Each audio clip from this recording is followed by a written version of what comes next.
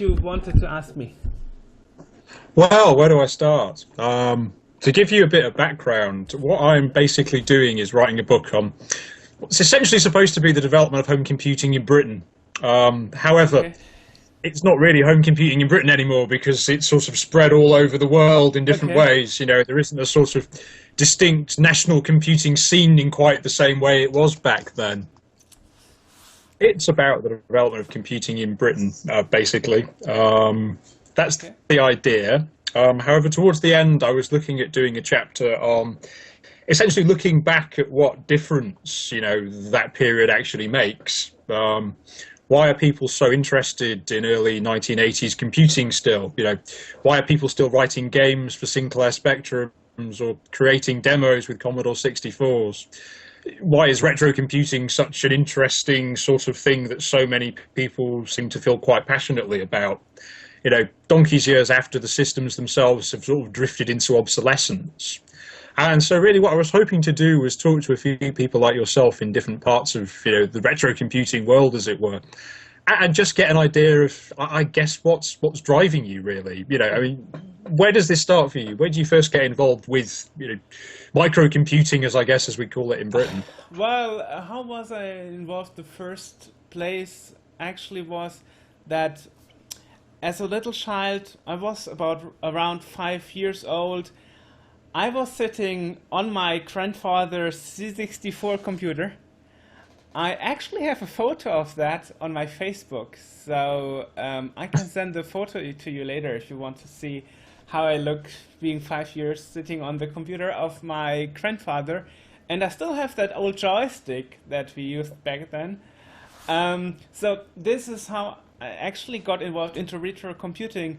And in 1990, I think it was for my birthday, yeah, I got my own Z64. So I got the C64 and most people were into Amiga already. So I was always a bit behind.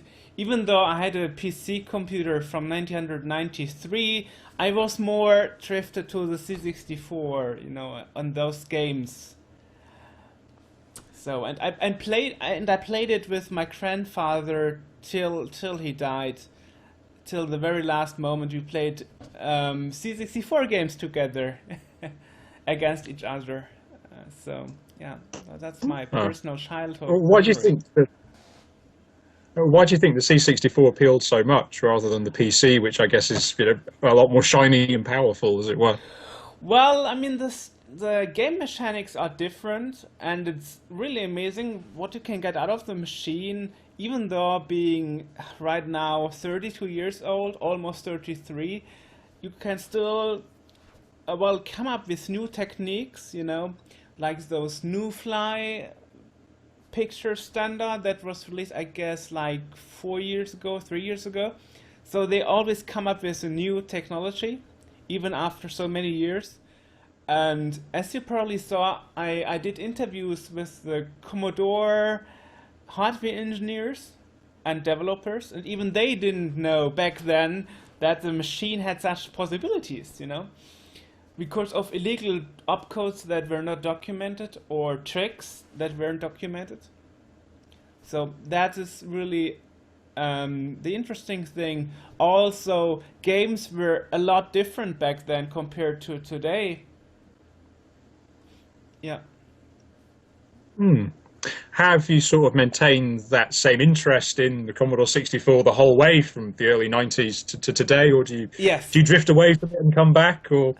Well, not really. I mean, I always had my C64, and I have two setups in my room, and since I do that Sceneword Disk Mag since 2001, I even get more involved with it.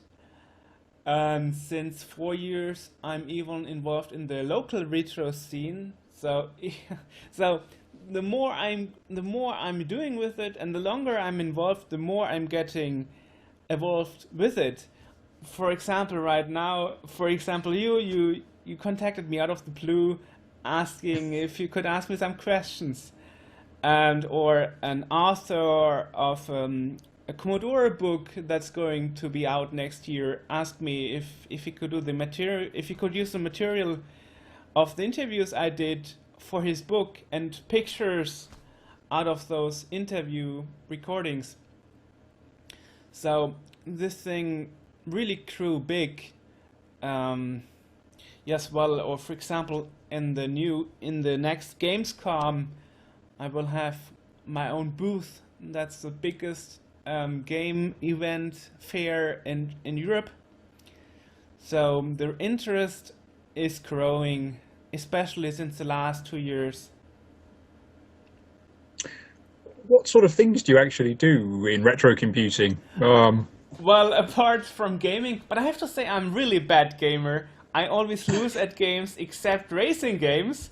So in the last Gamescom games competition, I actually won it against two guys in pole position 2, which is that epic racing game you probably heard of. And apart from that, I'm totally bad in gaming. On the other hand, I focus on doing the Scene World magazine, which is a magazine that runs on discs since 2001, and it runs on NTC and PAL machines, and it's automatically detecting on what kind of the C64 machine it's running, and it's automatically adjusting the speed of the music and so on. So that's what I'm basically doing since 2001, with a few breaks, and since 2012 interviewing tech pioneers like Ralph Baer, who did the home video game invention, or other interviewers I had, like the Tetris guy, Alexei Pechetnov, and so on. So that's basically what I'm doing: going to events, retro events, presenting my Scene World Disc Mac because suddenly people want to know about it, and having fun with people and interviewing those guys, and running a podcast since last summer too. Yeah. For example, what most people don't know is there was even a C64 Amiga scene in Peru. So and actually I went to Peru last year, 3 weeks, and actually spent time with that guy who grew this community back then, and to even pave the way to internet access to Peruvians, because back then people already had modems because of the 64 Amiga scene, because of the mailbox era. So it was easy for ISPs to say, okay, you can use your modem and now have access to the internet. So actually I do invest the money and the time, and actually meeting our editors and people, and go to abroad, and I even got my yellow fever protection, especially for Peru. So yeah. That sounds a really sort of broad range of different activities. Exactly. Where does Scene World magazine actually start? What's the original idea behind it? There was one NTC magazine back then till 1998 called Driven. It was a one-file magazine. It was solely for the NTC scene, but it stopped because Elvix, the main editor, left the scene out of a sudden. And then I was like, okay, well, there's the gap now, and I want to close that gap. And on the top of closing that gap, I also want to unite both communities. So I was quite lucky that this idea was very successful on the American side and the Canadian side, not so famous on the European side, because the European scene is more driven by the Demoscene. But we are not a demo. We are not a demo mag.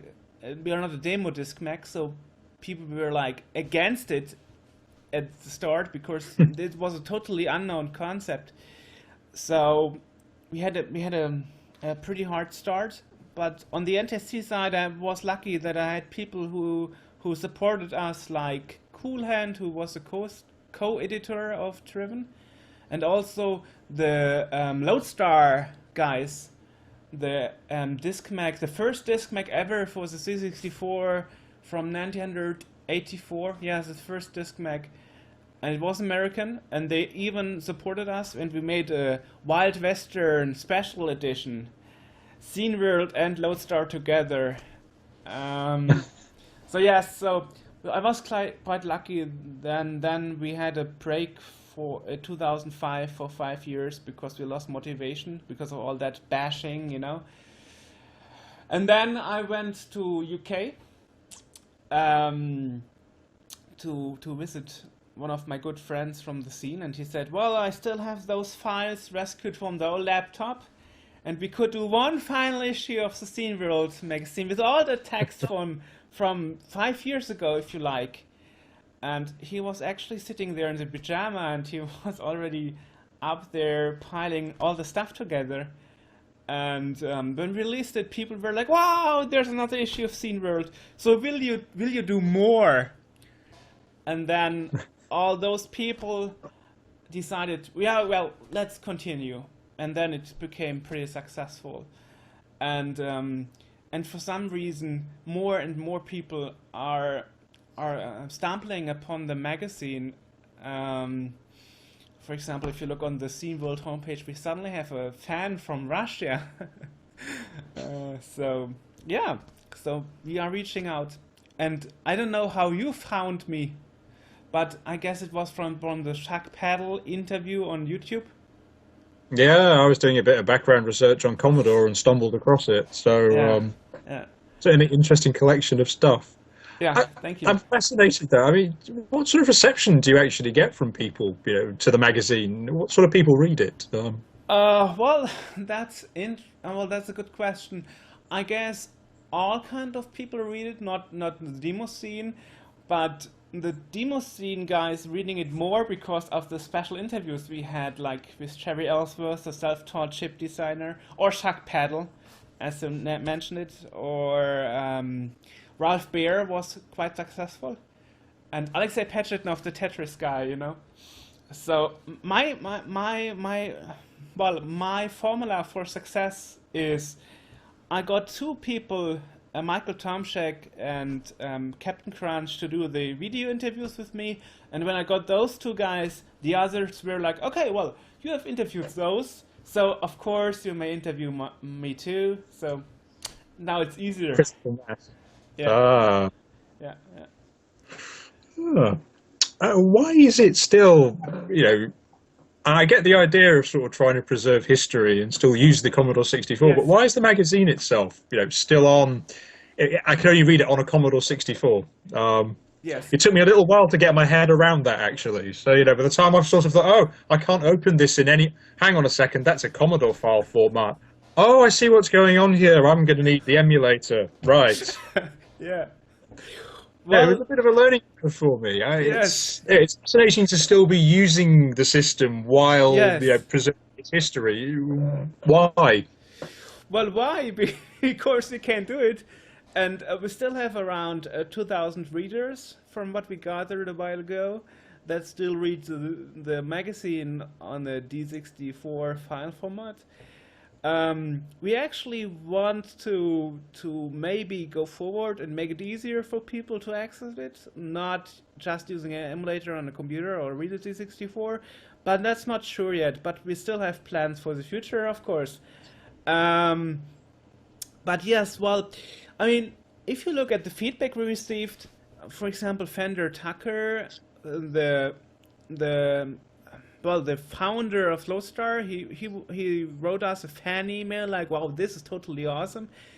And when I spoke to Chris Crick, who was a sound manager, um, and the head of sound department from Epix, you probably know it from Summer Games, California Games, and so on. He said, "Yeah, well, yes, you were that guy from the Scene World magazine, and I actually saw it. It's pretty awesome." So, yeah, so it's really good to hear that even those big guys liked what I'm doing and what we are doing with the team. So yes, so guess that's the reason, because we can do it and the reception is pretty good from the audience that we receive. I'm curious, are you actually doing it on an emulator, or are you actually sort of coding the magazine on a Commodore 64? Well, our current lead coder it's very important for him that he does it on a real C64.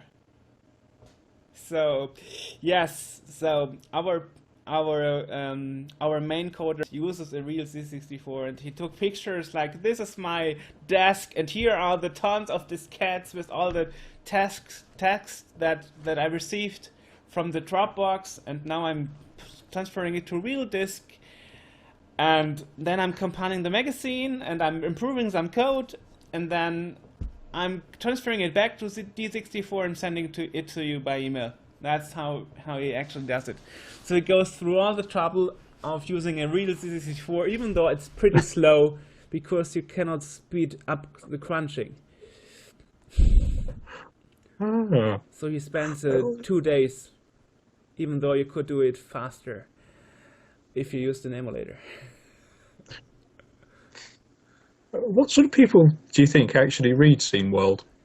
Is there a typical demographic, as it were? Well, I mean, there are no really demographics about that. I guess everybody. Well, I guess from the Demoscene guy to the guy who's interested in games or just wants to read the interviews. Yeah, I guess all kind of guys. I mean, we receive a lot of feedback from all kind of people, and as I said lately, from areas where we didn't know people were reading it, like from Russia. That was quite nice. Or I received feedback from Japan recently. Yes, because and the interesting thing is, since we went to Twitter and Facebook, we receive even more feedback, because now it's easier for people to give feedback to us rather than our contact form. They can also, leave feedback by Twitter or Facebook, and sometimes I'm like, wow, this guy who just followed us on Twitter, he sounds interesting. Maybe I should contact him and ask him why he's following us.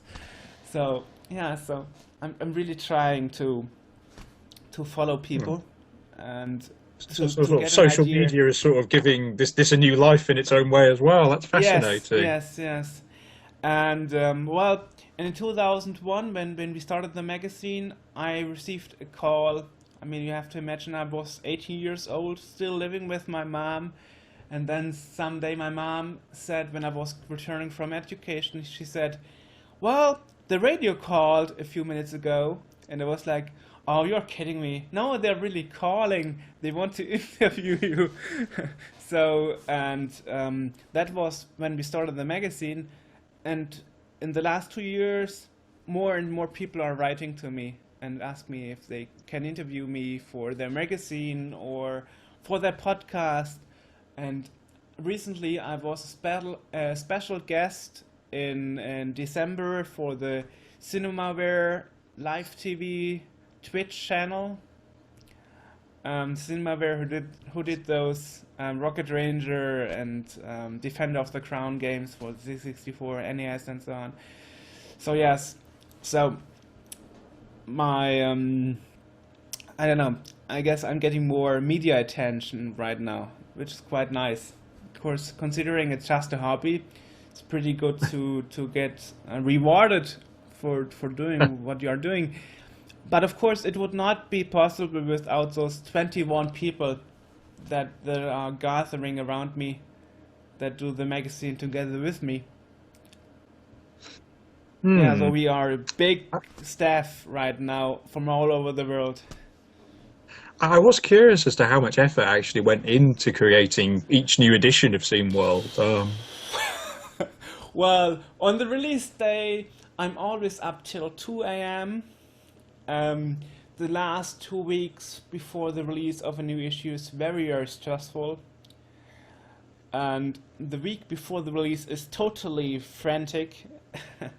So yes, because testing and checking and looking what graphics we use, and if all the text is correct, and if all text loads, and then on the publishing on our channels, and transforming it to D81 and doing a directory layout and all those kind of little stuff.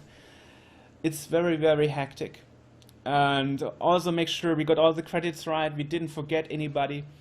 But sometimes there's still a little flaw in the magazine, but hopefully not so much that people would recognize it. Yeah. So, yeah, so a lot of effort is going into that. It's eating a lot of time, if not just for the magazine, then at least for cutting the video interviews, interviewing those people, yes, putting all the pieces together, getting permission, running after people, so we finally get the Skype video interviews that we were promised, because sometimes those techie pioneers are pretty busy. So a lot of work is going into that. That is why I'm glad that I have so much people, so everybody has their special section, because otherwise I would get totally overwhelmed and would not be able to do all the stuff, all the work necessary to release a new issue. How long do you think it will run for? You know, do you have some sort of vision for the future, for what it may be, how long it's going to go on? Well, I mean, my luck was always that I always had a crew around me about good friends that I knew since 1999 or year 2000 or something. So for 15 years, 14 years, something, or at least 10 years. And so they know me pretty well, and they know how I work. And the way how I work as a team leader is actually, I say, okay, we need that. We need a piece of music. We need a piece of graphic. We need an intro idea. I don't care what you do, just do it. Do your creativity, and let's see how it plays together. And so the key is that I don't command people and say what the requirements are. I'm just saying, okay, it would be nice to have like this or that, and now let's see what we can put together without keeping so much boundaries, so people are not really very limited when they work for Scene World, which is, I think, quite an advantage. Yes, so this is how we work actually, and the good thing is when we lose somebody, for example, we had even a death of an editor, unfortunately. Or when people say they leave because they don't have time anymore because of, personal issues, then right now I even have the case that people want to be part of the staff. They are asking me if there's any free spot they could participate in. And so it changed from seeking for talent, the talents coming to the magazine. So it's like the other way around now. But of course, I always try to see how those people fit together. Because there were examples of other groups that were too big or too much diverted. So you couldn't ever release a new product. It would take ages. Well, that's also one of those things that I like a lot, that we are like the most regular release disc mag on the C64 right now. Sounds like quite a sort of stable basis to sort of be continuing on. Yes, definitely. Do you think there'll ever sort of come a point where, there won't be that level of interest in the C64 anymore, or do you think it's one of those things that's just going to continue forever? Well, I mean, there has been this rumor that the scene is going to die since 1993, and it didn't happen so far. And as you probably know, since the last 4 years, the retro is hip again. And even if it wasn't, there will still be enough people remembering it. And if the hardware dies, we go on with emulation. So who cares? I don't really worry about that. Yeah. So. what was the issue with the demo scene back at the start in the 90s? Well, as I said, I wanted to do this magazine that covers all GEOS, games, NTSC, PAL, Demoscene, a hardware scene, PC emulation, new hardware creations, and then like people like, no, focus on one thing. We don't want a magazine that covers all the other stuff that we are not interested in. That's stupid. Don't do it. You and I remember people were telling me you will not go beyond issue 3. And then we made issue 4, issue 5, issue 6, 7, 8, 9, 10. And well, and now we are now working at 24, which we hopefully release in January.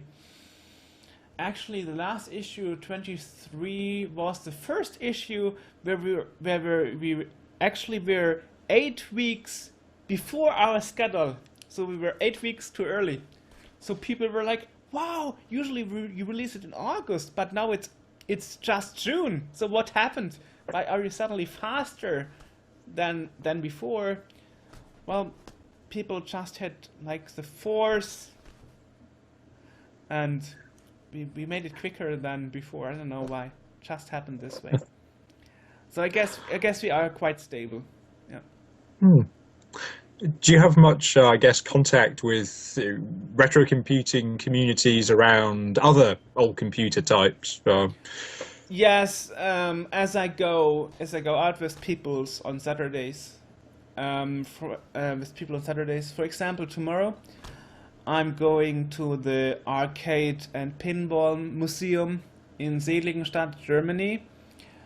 That's what I'm doing regularly, as I'm a member of that club, you would say, and they are opening every first Saturday each month, and you can play for $10 as long as you want on arcade and pinball machines. And as you can see behind me, I have an arcade machine myself.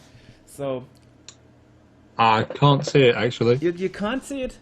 Well, it should be in the webcam. I can see it now. So yes, Oh. so I'm involved in other retro things like PlayStation 2, Saturn, Sega, Master System, Mega Drive, whatever you can think of. I usually have it. Oh. Yeah. I'm jealous of your game system. The best I have within reaching distance is a ZX81, and it's nowhere near as impressive to see. Oh, okay. Well, I think the color clashes were quite interesting. That's the Spectrum. The 81 didn't have color. That's true. Yes, well. So I guess that's the reason why, and I hope it goes on pretty well from there.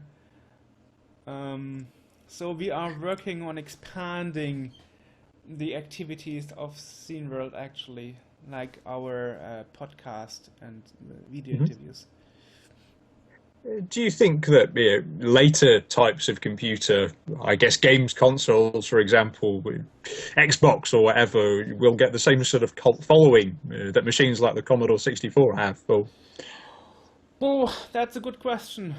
I guess yes, because the people who were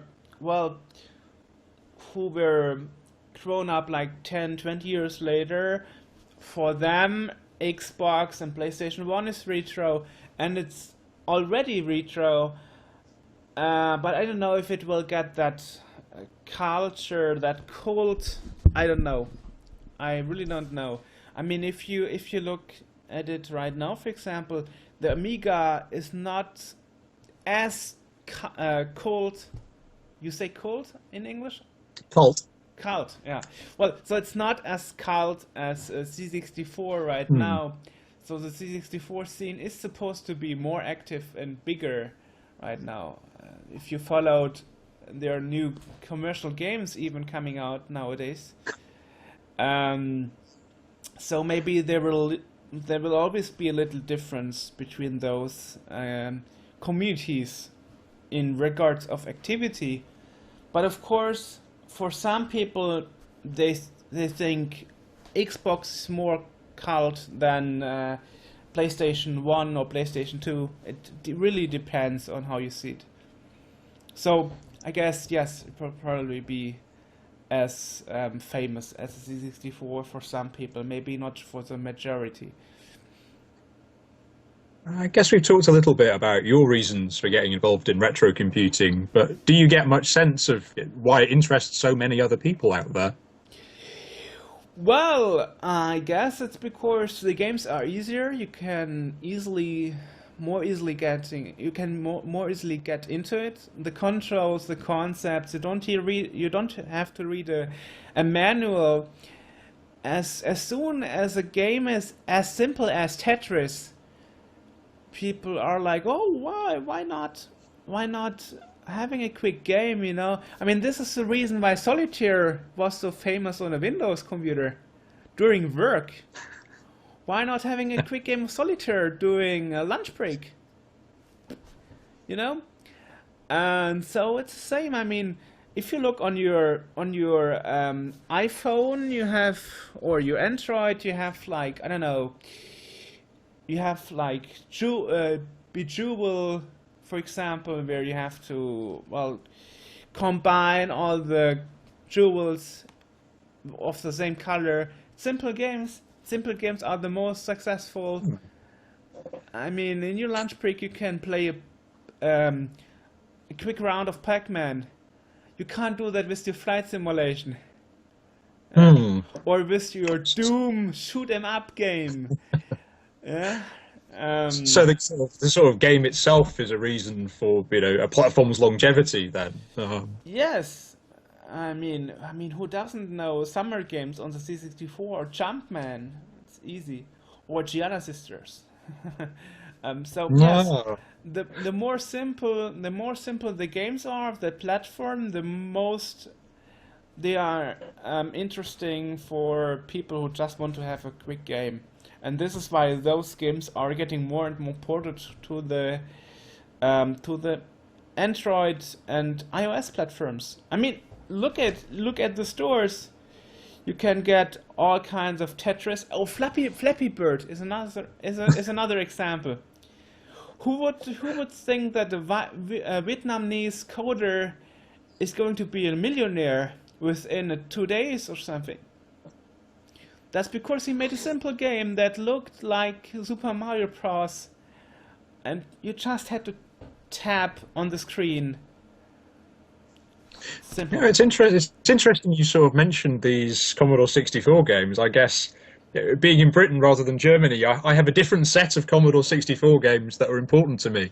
As a teenager growing up in, I guess, the same time as you, late 80s, early 1990s with a Commodore 64, you know, it's all the Ocean stuff, the Codemasters stuff, the Dizzy, the Untouchables, all the tie-in games, rather than the ones that you mentioned there. It's, well, I was more that kind of Jumpman, summer games, test drive kind of person, or Turrican, you know, those kind of stuff, and of course the racing games, Outrun, Turbo Outrun, Outrun Europe. That was totally fun. But that might be because my grandfather just had those old games from the 80s, like Castles of Dr. Creep from 1983 or something, or Space Taxi from 84. So he didn't have those recent games, and when I went to school, I finally got access to games like Last Ninja and Zack McCracken and Maniac Mansion. I was like, wow, what great graphics you can do with this little C64. This was unseen from me before. So, of course, as I became a teenager, I was more interested in the more powerful, more violent games, we could say, maybe. Yeah, well, better graphics, you know. Yes, and I always had this dream, like as a teenager, when I'm an adult, I want to be friends with Jeroen Tel. I want to make an interview with Chris Hülsbeck. I would like to meet Captain Crunch in person. So 2 years ago, no, now 3 years ago, in 2012, he actually came to my city, and I met, well, Captain Crunch for one whole day. Holy cow, you know. So all those dreams I had as a teenager, I'm really fulfilling right now as an adult, and this is really awesome for me. It sounds like quite a sort of personal connection you have with the Commodore 64. You know, it's not just about liking the games or the technology. It sounds Yes, like family, yeah, it's a family part of your memory life too. somehow as Yeah, well. family memory, or Game Boy similar. I mean, in during holidays when I was super bored, I would play Tetris against my mom, or Dr. Mario with a link cable, you know. So yeah, so my family always got involved in playing computer games with me, and my friends, of course. We were exchanging well, games, and and borrowing the Game Boy to a classmate so he could play the games too, or we would meet up and play in groups. All kinds of social things are connected for me to those games. I mean, or we had a birthday party and we played Ski or Die. I mean, you could play up to 8 players, and you would take turns, like always two, one against another, and then you would turn, and then the other one. I mean, I remember, I think it was my 16th birthday or something. I had like 8 friends coming over, and we had a lot of fun playing Ski or Die. I mean, of course, it took an hour or something until everybody had his round, but it was total fun, you know. We played Jam like forever, and then suddenly like 3 hours have passed. And Jesus, what did we do? Yeah, we played Skate or Die on the C64. Of course, after eating cake and mini golf. But the C64 playing was a big part of it, and we are still doing it. We are still doing it nowadays. As an adult, I mean, now I'm 80. Now I'm 32, and my friends are 40 or something, and we are still meeting once in a while, like every 1 or 2 months, in a cellar, and we are playing those old computer games on the C64, on the Atari, on the Xbox, whatever platform. Not exclusively C64, but yeah. For me, the gaming is a social part too. While of course I know in society, especially in the 80s and 90s, people were telling me you are getting lonely if you hang around too much the computer and the video game consoles. But that's not actually true. For me, it was getting more friends. For me, it was a total other way around. And I was glad that I got the chance last year to interview Ralph Baer, who invented the whole video game thing before he died on December 6th last year, unfortunately. So, yeah. So I'm quite happy that I got the chance to talk to him, because, well, he made our lives more colorful. Of course, I agree that you shouldn't sit behind the computer all day. You should also go out and do stuff outside. So, yeah. So we are also doing outside activities like barbecuing and stuff, or going to the movie movie theaters, cinema or something, or going to a film festival, like all kinds of stuff, or to a museum. So it's not like we are hanging around the computer all the time. Yeah. I was interested as well, I guess, in the fact you are interviewing all these people who are connected with the Commodore 64. And I was interested, what's driving that interest for you? Why are you collecting all these people and their insights? You mean how I select the people I want to interview? No, I wonder why. I mean, I guess I ask this as someone who is an oral historian as well. I go around interviewing people about old computers all the time. And I question my own reasons for doing this as well. Well, I Why mean, do I talk to these people? Why do I yeah, find it interesting? Well, yeah. Well, I mean, the thing is, I mean, look at YouTube. How many minutes were those interviews with those people? 8 minutes? 10 minutes? 15 maybe? If it was long, it was 15. But my interview with Chuck Peddle was 3 hours. My interview with Ralph Beer was 1 hour, 1 minute. And people said, wow, this poor 91-year-old pioneer had to talk to you for 1 hour on Skype video. What a poor guy. And then there were other people who said, wow, he quite enjoyed it, I guess, because he talked to you for 1 hour. So, yes, so I think my shortest interview was 40 minutes. My longest was 3 hours. So my Skype video interviews are always trying to cover everything about the person, and I just let people talk, and then I'm trying to interfere and getting other aspects of their history. So I'm trying to close the gaps, because I mean you probably know it as, yourself as a historian. People are always get asked the same kind of stuff over and over and over again.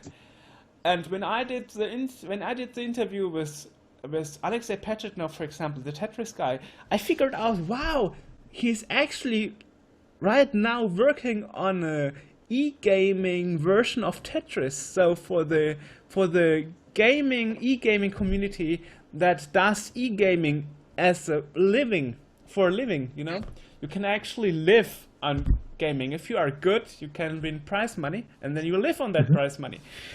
And Alexei Pechetnov said he didn't like the multiplayer version of the Game Boy, even though it was the most famous one, the Tetris version of the Game Boy.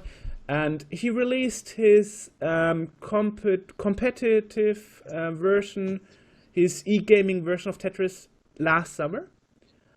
And so yes, so I'm always happy that I'm able to get more out of those people that was not known before, you know. And yes, well, I cannot say too much because otherwise I would spoil the surprises. But we are having some really cool interviews coming up for the January issue, and we are going to reveal a bit about the secrets of YouTube. Sounds like something I'm going to have to actually boot up the Commodore emulator for in January. Well, or you look the YouTube video interview. Oh, of course. Interestingly, most people read the interview rather than watch the YouTube videos. So this is the reason why we do those transcribe things. So I really invest money and paying people to do a transcript of the video interviews, because most people read it, they don't watch it on YouTube. I guess you can skim through a transcript so much easier, keyword searches and things like that. Well, you cannot do a keyword search with our disk Mac system, unfortunately. There is a limitation of memory, but of course you could also pause your YouTube video, and YouTube would even remember the last position where you watched the last time. So yes, so that's probably not. Maybe that's the reason. But for me personally, I watch a lot of YouTube interviews, and it's not a problem for me. I prefer to watch interviews. Maybe I'm one of the few who prefers to watch it rather than to read it. And yes, for example, the video interviews, the cool thing is I can use a video crapper, and I can hook up an NES to it. And for example, when I talked to Alexei Pechetnov, I hooked up the video crapper. Skype was detecting it as a webcam, and then I would switch to it, and he would watch my playing, though I played live Tetris while I was talking to him. So that's totally awesome. That's a very special experience. Yeah. And our editor in China, he said, this is something nobody can take away from you. The creator of Tetris watched you playing while you interviewed him.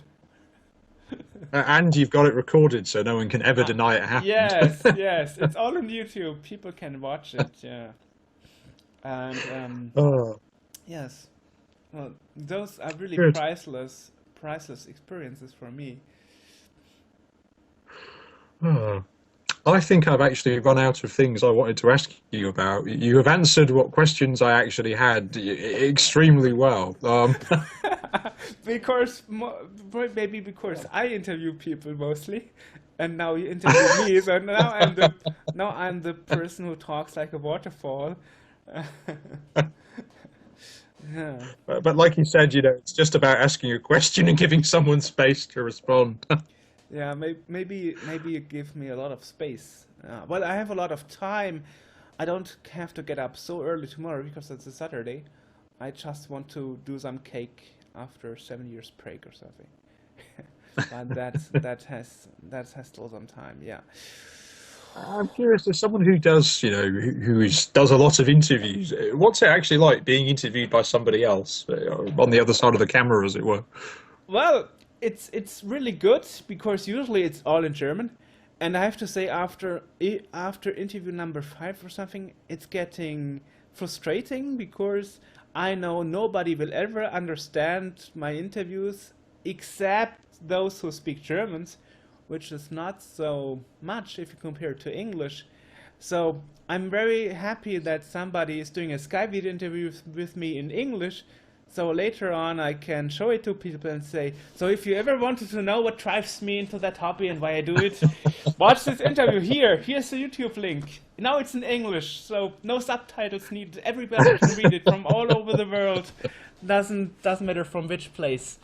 So yes, and well, and it just took 14 years to be interviewed on video in English. Well, let's hope the video recorder actually worked on both our ends. I'm pretty sure it did. Yeah, yeah. Good, good. I always have backup solutions. I never messed up a recording ever in all those years, fortunately. Wish I could say the same. Yes, seriously. I mean, the problem is, what do? You have the interview, and then suddenly, like, the recording didn't work. Can we do the interview again? It's impossible because people are old, or they are busy, or they don't have the time to do it a second time. No, that's impossible for me. What do you find hardest about it? Actually sort of maintaining this very busy magazine, this schedule of interviews. Can you repeat the question because I didn't understand it? I wonder how easy or difficult is it to sort of maintain this sort of busy schedule of magazine, retro community activities, doing the interviews with people. What's the difficult bit for you for it? I forget about the rewarding part. I wonder about, The difficulties, time zones. And I also figured it's easy to convince people to do Skype video interviews in English, but it's very hard to convince people to be guests in a podcast, in an audio podcast, where people have to rely on their voice. So people always told us, oh no, my English is not good enough. And I'm like saying, no, that's not true. Nobody cares about your accent. Just let's do it, So that's the hard part. I have to always convince people when we invite them as a podcast guest, like, your English is good enough. Please, don't put us down. Like for the video interview, no problem, At least people can look me, even if they don't understand me. And yes, and even Alexei Pechetnov, he gave the feedback like, wow, I talk a lot of crap in the interview. But I guess that's just the way it is. And I'm glad I did the interview. It was very nice. And the hard part is also to convince people, to make people happy. Alexei Pechetnov, he wanted a list of questions I'm going to ask. So, and this was Friday night. So I spent like 3 hours from midnight to 3 a.m. compiling a list of 24 questions roundabout. I sent it to him, and 2 days later he said, "I don't like any of the questions. Let's forget about the interview." And I was like, "No, please not. No way." I mean, I tried for months to find you and to get in touch with you, and now you're telling me no. And so I'm always telling people, we will make you happy. So we will send you the thing before we release it. You can say what you want to have changed. You can say you don't want to answer that question, then we skip the question. And so far I made everybody happy, fortunately.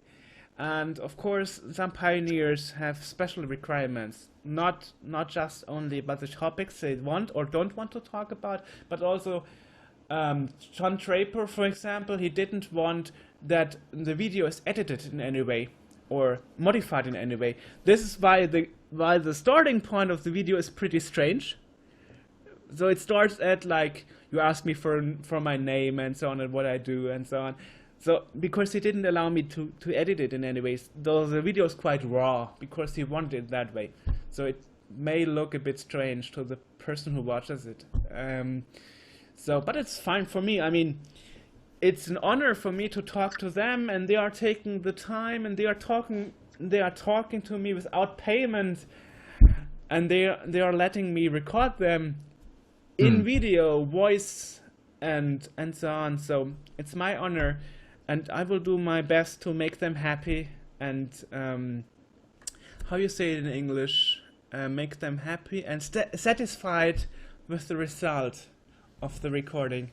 Yes, that's a goal, and hopefully it will be on YouTube forever. If not, then on my hard disk, so those history pieces will never get lost. Hopefully. I think that seems a very good place to stop. I think you've answered all of my questions. Is there anything else I should have answered you if I had been asked to provide a list beforehand? Is there anything else you'd like to add before hitting stop, as it were? Well, honestly, I'm interested to know what you're actually doing with that, because you were mentioning a book in your emails, and you are really doing this for a living? You are a historian for a living? Yes. Oddly enough. So my day job is running around most of Britain, interviewing retired scientists and engineers. Some computer designers, aeroplane designers, material scientists, people from the electricity industry. So who is your employer? The book is a project, though. The book goes back to, I guess, some old academic work I did on the history of computing a few years ago. Oh. So essentially, it's not the book of my PhD, but it's the book I'm writing instead of that book, as it were. You know, I guess it's a subject that's interested me for a number of years. You know, why do people still find old computers interesting? I don't know, but I still do myself. Okay. So it's to, you know, I guess explore some of those issues. And I guess the way that, you know, computing takes off in the home in Britain is so different to most of the stories that happen in other countries. A lot of the same elements are actually there, but they're really quite different because the cultural context is different to somewhere like the United States, for instance. You know, British computer users, home users, don't have the same amount of money, so the computers are a lot cheaper. There's a real sort of commitment to educational computing, to learn about computers because they're going to be the future, that is there in some other countries but isn't there quite so strongly as in Britain in a lot of cases, I think. So I guess I'm interested in telling an interesting story about something that interests me. And I guess try to find out from people like yourselves, you know, what retro computing is all about, why it still interests people even today. It's one of those little issues that I'm interested in and want some answers to. Yes, so if you are interested so much in that topic about the why, then you should seriously listen to the podcast we did with Lobsang Alvitas from Peru, because that is exactly the questions we were asking him, and that's on the Scene World homepage, the third podcast, and we were asking him all the same kind of questions you were asking me today, and he answered all of them. I mean, you have to get those stories now before people are not available anymore. That's the key point. Um, yeah, see, that's also an important point. And so when I did that interview with Ralph Baer, I also did an interview by email with David Crane, and he had a totally different perspective on the development of home computer gaming, totally in contrast to Ralph Baer. So this is why it was so interesting. We had both interviews in the same issue, and we had like this point of view and that point of view. So this was also very important for me. It took me 2 weeks to get a hold of David Crane. I had called him on the phone every single day after my work, and after day 12 he finally answered the phone. Hello, and I'm like, is this David Crane? Indeed. Am I speaking to David Crane? Yes, you do. So, so I was totally nervous and shaking and kind of Hmm. stuff. And this David Crane, he was totally cool and awesome and like, yeah, sure, send me your questions by email. I will answer them, no problem. And and then when he answered, he asked me, "Did I cover everything, or do you want me to expand it or alter something, or did I miss something?" And I said, "No, it's perfect. It's totally awesome." I mean, if you read that interview, he totally held himself responsible for the crash of the of the home video game market in 1983. He says he's responsible for that. It's a totally fun interview.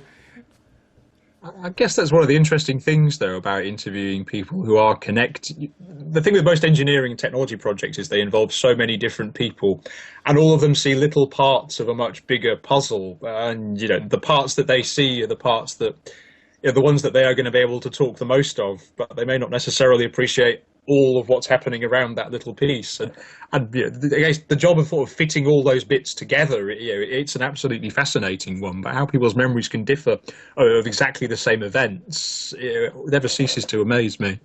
Yeah, yeah. And the very interesting thing is, even though Ralph Baer was 91, he remembered like every single bit, and he was totally into the nowadays happening still. And so this totally amazes me.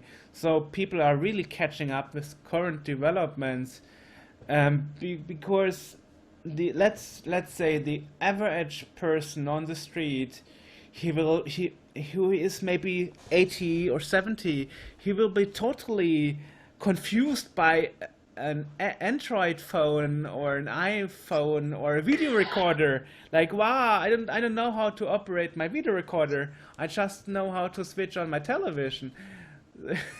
So those pioneers are a totally different group of people. They are totally into that stuff still. So you can talk to Hmm. them on a different level.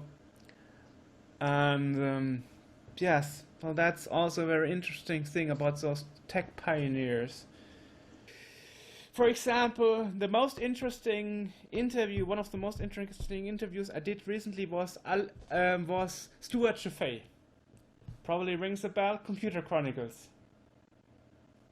Oh, the TV series. Yes. So I was on the other side, and I asked him the questions, and also he also asked me at the end. So what are you doing with that? And yeah, and actually this is also part of the interview because he allowed me to keep it in. He actually plans to restart the show this year on a The Kickstarter Kickstarter. campaign. Yes. Wow.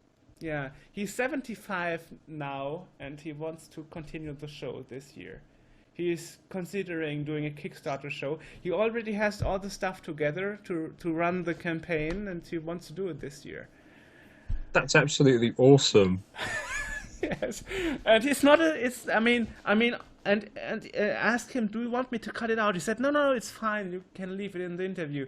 So when we are going to release this video interview at the end of January, this is going like to drop a bomb, you know, because this is nowhere known or ever mentioned before anywhere else. And he's also the guy. He's also the guy who had this idea about a video online portal, and he told me that he worked together with the Web Archive.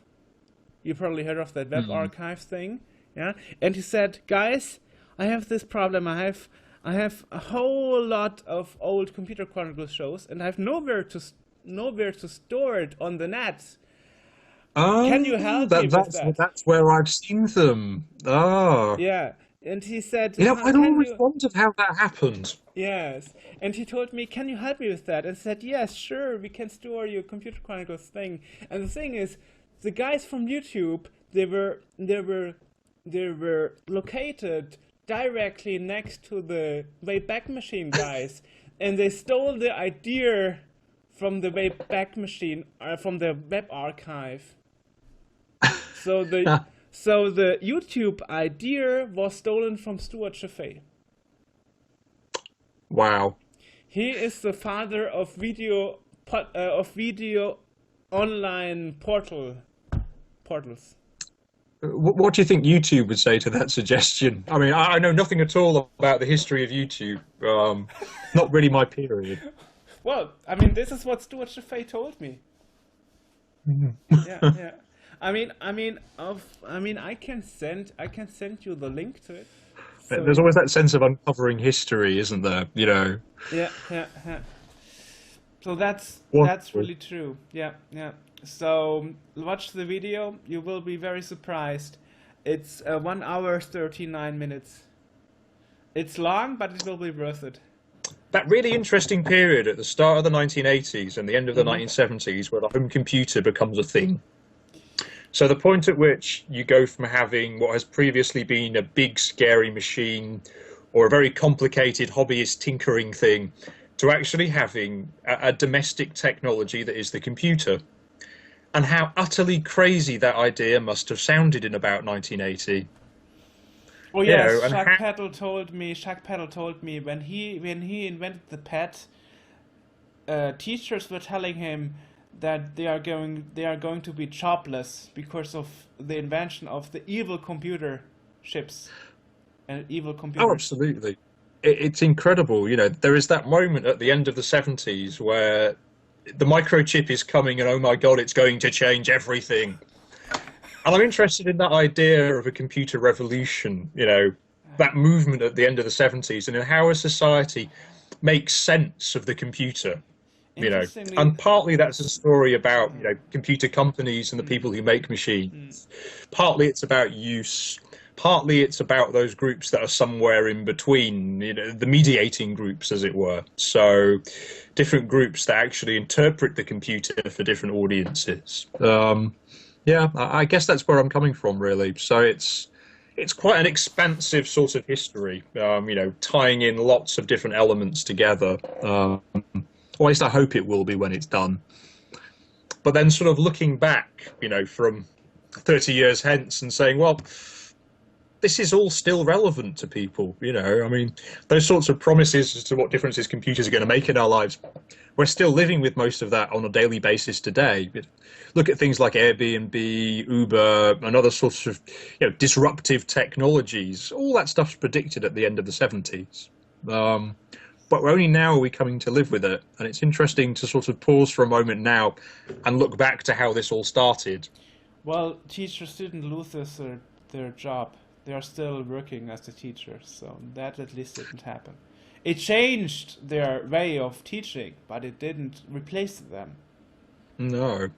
It's really interesting. I mean, I guess I've talked to, you know, 1 or 2 people who wrote educational software in the 80s. You know, that sort of moment of, well, now we've got these computer things. What on earth are we actually going to use them for in the classroom? You know, that sort of search for a use, really, really interesting stories. That's another topic I want to cover with another person next year, as this year. That's also a topic I want to cover. The educational aspect. Yes, yes. I guess that wasn't such a big one for Commodore, was it? You know, in comparison to, I guess, games, or at least not in Britain. You know, it's sort of computing is sort of pushed educational good. My school had a C64, had a couple of C64s for education. Oh. In Britain, I mean, most schools ended up with Acorn BBC Micros. You know, it is this educational beast, really. Compared to most of the machines on the market at the time, it was, you know, it's a Volvo, to be honest. It does absolutely everything. You know, robust, perfect for a school environment, really. But again, you know, probably a very sort of British story. You know, British computer companies, British doesn't sound like Germany. Doesn't sound whereas like Germany. In Britain, you know, I mean, the PET's big, the VIC-20's big, the 64's huge, but more as sort of domestic rather than schools. We had C64s or at least that's at schools and PCs. Yeah. Sorry? We had C64s and PCs at my school. So. Ah.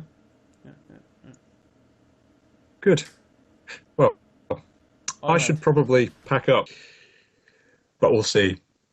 All right. Good. This is an absolute pleasure, and I should say good night. Thank you very much, and I will be in touch. Bye bye. Yo. I figure out how to switch this off. Oh, here we go. Bye bye.